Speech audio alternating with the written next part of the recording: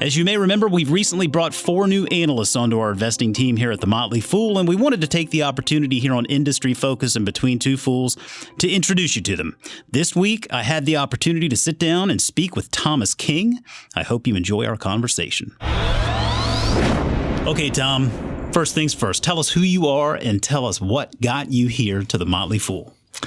Hi, Jason. Thanks for having me on the show. So my name is Thomas King. You can probably hear from my accent that I'm not from around here. No. So I'm originally a South African. I moved to the United States in July last year. I wasn't always a financial analyst. I was actually an environmental scientist before this, but I got very interested in finance and particularly in analyzing companies and economics. And so I got the education that I needed and came over to the States and looked around at who would be wonderful to work for. And fortunately, I found the Motley Fool and the Motley Fool found me. And that's how I got to be here. You know, I remember talking with you, I think, right after you got, and just so the listeners know, I was part of the interview process, watching you go through that process and meeting you and learning about you. And shortly after we hired you, you know, you said something to me that really struck me because I felt the same way when I got hired too. You said, I think I found my tribe. Yeah. And I thought, you know what? I know what you mean. Yeah, that's exactly how I felt. That was really good to hear. It's a very interesting educational background you have. And I think that gives you, I think, a lot of good perspective when it comes to investing. I think one of the more enjoyable things about our job, especially when you're new like you are, is figuring out what kind of investor you are.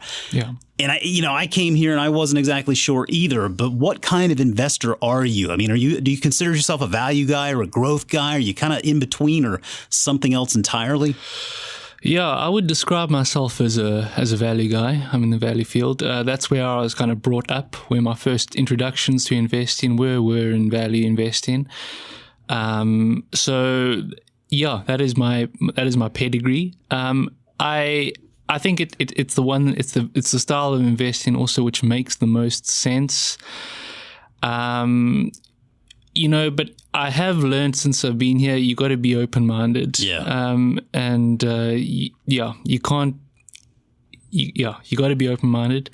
It comes sort of also down to your sort of personality as well. Like, sure. I'm a bit of a doubting Thomas, so I like to see something before I'll believe it. Yeah. To some extent. I mean, yeah. So there's got to be evidence. There's got to be a reasonable basis. You've got to weigh up your probabilities.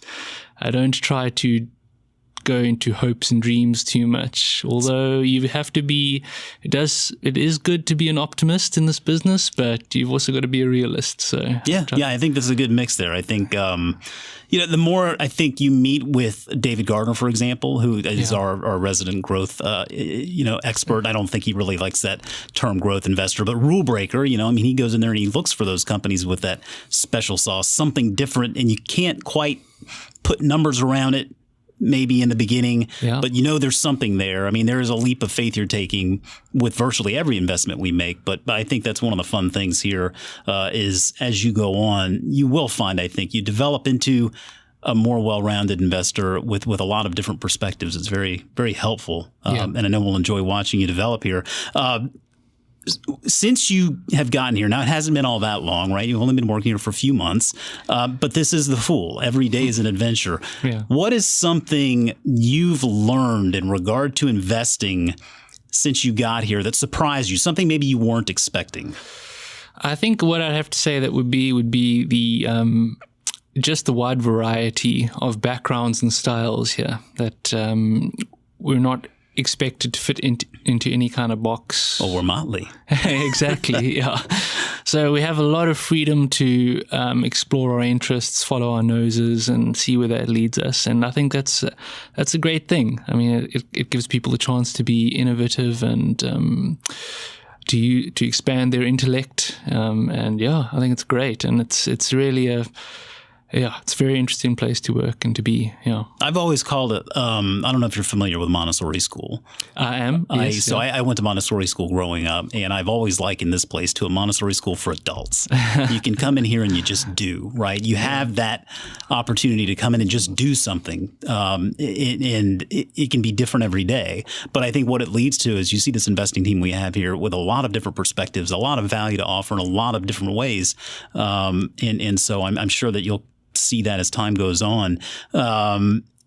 Tell me, what is the best piece of investing advice you've ever gotten? It doesn't have to be from here. It can be something when you were growing up, maybe something your father handed down to you. But what is the best piece of investing advice you've ever gotten?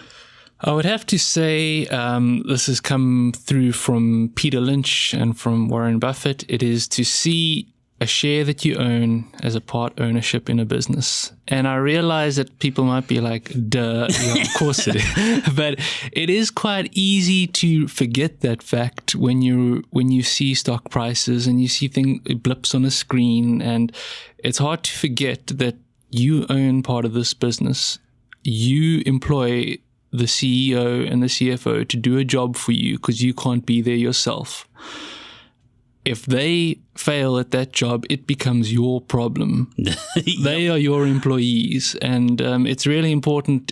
I think that keeping that in mind is really important to just to keep your perspective correct as you go about the investing process. So I would say that is the single most important piece of advice I've ever received. I like that. I've been working, my wife and I work with our girls, helping them learn about money and investing and whatnot. So they're investors. And that is how we started. They essentially started with that mentality of they're an owner. They're a part owner of that business. And so now they realize that anytime we go to Disney World or watch something on TV from Disney, they're like, oh, yeah, you own a little bit of that company. Or you get something from Starbucks. And you're kind of paying yourself. Yeah. And they appreciate that perspective because you're right. In the day to day, stock prices go up and go down. You can't really make sense of the madness sometimes, but focusing on that underlying business really is what it all boils down to. Yep. Yeah. Okay, listen, going away from investing, you've had obviously an interesting life that has led you to work with us here. But tell us something unique or special about you, something that's happened in your life that people out there should know. So my most interesting story is that I spent nearly a year living in a tent. Not as a Boy Scout or anything, I assume. No. Why? No. What I was doing was, after I left school, I worked for a company. We did minerals exploration. Oh. And our speciality was getting to remote locations to be the first boots on the ground, getting samples as part of a mineral sampling program. So basically that meant where we went, there were generally no roads and certainly no civilization. So we lived in tents and I did that for a year and I really enjoyed it and I have a lot of memories but it was an interesting time. I can imagine. I grew up a Boy Scout and we did, our fair share of camping, but I don't think I ever stayed in a tent for quite that long. Yeah. I can imagine the challenges that you overcame. Wow. That is very interesting. Cool. Good deal. All right. Well, we normally like to wrap these interviews up and I get book recommendations from the people we're interviewing, but because you're in here as an analyst now, we're getting people to listen to your advice and your stock ideas. I want you to give our listeners out there a stock on your radar, a stock that you like today and why. Okay, so I'm very interested in a business called Texas Instruments. You may probably be most familiar with them as the maker of the calculators. Yep. There are a lot of attractive features to this business. I think the management team is very experienced. They set transparent targets for themselves, and they measure themselves against these regularly. So that is always good to see. In terms of the economics of the business, it's a manufacturer of semiconductors, which are essentially the brains in our electronic devices. They do all the processing, process all the information.